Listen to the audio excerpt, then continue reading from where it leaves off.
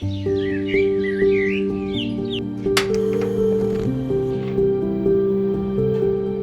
a small rented space near her home, a woman turns fish and vegetables into opportunity. She now makes fish floss and fish powder for families, using what she learned about hygiene and packaging to improve her products. ខ្ញុំធ្វើសិប្បកម្មនេះរយៈពេល8ឆ្នាំហើយ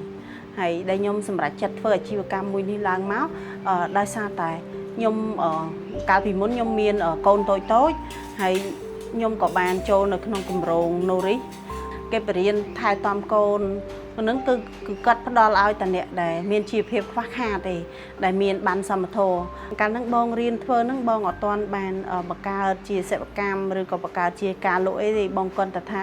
យើងរៀនធ្វើហើយយើងបញ្ចុកកូនយើងខ្ញុំរៀនទៅខ្ញុំធ្វើទៅតាមហ្នឹងទៅកូនខ្ញុំមានសុខភាពល្អវាថាមានសុខភាពល្អហើយគីឡូក៏ពេញលេញធម្មតាដោយរបៀបថាដោយកូនគេដែលញ៉ាំអាហារបំពន់អីត្រឹមត្រូវអញ្ចឹងណា After many trials and practice, she found a method that worked. That success led her to advanced training and gave her the confidence to turn her idea into a real business, even when some doubted her because she was a woman. និយាយទៅមានការរើសអើងខ្លាំងដោយសារលក្ខណៈយើងជាអ្នកភូមិ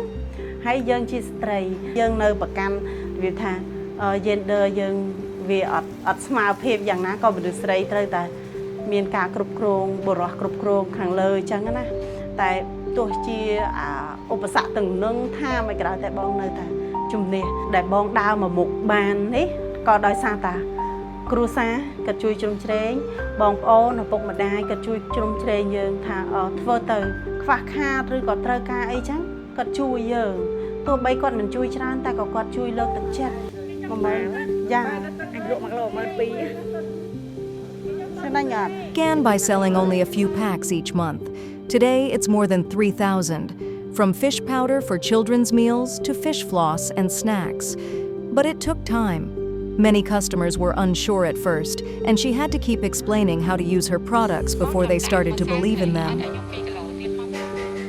រំបានគេទិញមួយអញ្ចឹងបានថាផលិតផលថ្មីគឺពិបាកនឹងការធ្វើទីផ្សារមែនទេពីដំបូងមកហ្នឹងដោយសារតែផលិតផលយើងថ្មីហើយយើងផ្សព្វផ្សាយអត់ទាន់មានអ្នកស្គាល់ទេគេគាត់ថាបងទៅតាំងលក់អញ្ចឹងមកពីពោអីជួនកាលបាន2កំប៉ុងជួនកាលមកកំប៉ុងសឹងថាពេលខ្លះអត់បានផងអញ្ចឹងគាត់ទទួលការបញ្យល់ពីយើងហើយគាត់អត់ទាន់សម្រេចចិត្តទិញភ្លាមទេរហូតដល់តែលើកទី2លើកទី3បានគាត់សម្រេចចិត្តទិញតែគាត់ញ៉ាំអានេះម្សៅត្រីល្អិតជារៀងរាល់ថ្ងៃគឺជួយឲ្យគាត់នឹងមានរាងកាយម្សៅត្រីខ្ញុំទិញគាត់យូរដែរហើយសម្រាប់កូនខ្ញុំញ៉ាំបន្តិចបន្តួចនៅផ្ទះឬក៏ខ្ញុំចង់ស្លអីអញ្ចឹងទៅខ្ញុំបន្ថែមដាក់ពីលើអីអញ្ចឹងទៅដើម្បីសុខភាពកូនយើងកូនខ្ញុំអត់សូវឈឺទេហើយរឹងមាំគាត់កម្លាំងអីដូចថាល្អជាងក្មេងដទៃអញ្ចឹងរឹងមាំហើយឆ្លាតអូនរៀងឆ្លាតគ្រាន់ដែរ By buying fish and vegetables from nearby farmers, she's helping others earn extra income. With support from NGOs and an award for her achievements, her business continues to grow. She's received awards for her efforts, and she's not stopping here. ពោះអាជីវកម្មផងបងនៅឆ្នាំក្រោយនិយាយទៅ